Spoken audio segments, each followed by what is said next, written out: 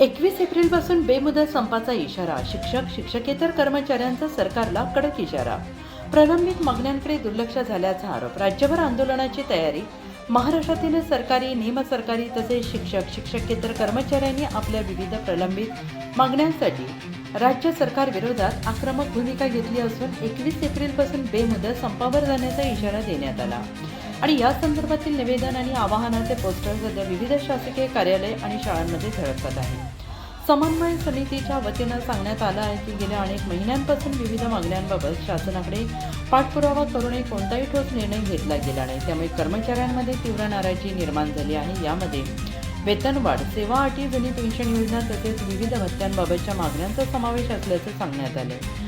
समितीच्या पदाधिकाऱ्यांनी स्पष्ट केलं आहे की जर शासनाने तातडीनं सकारात्मक निर्णय घेतला नाही तर हा संप अधिक तीव्र करण्यात येईल. राज्यभरातील कर्मचारी संघटनांनी या आंदोलनाला पाठिंबा दर्शवला आहे. मोठ्या प्रमाणात सहभाग अपेक्षित आहे. दरम्यान या संपामुळे शासकीय कामकाज, शाळा आणि महत्त्वाच्या सेवा विस्कळीत होण्याची शक्यता व्यक्त केली जाते आहे. शासनाने लवकरात लवकर यावर तोडगा काढावा अशी मागणी कर्मचारी संघटनांकडून करण्यात येते आहे. पत्रकार अग्नेल चव्हाण, उपसंपादक, योगदान.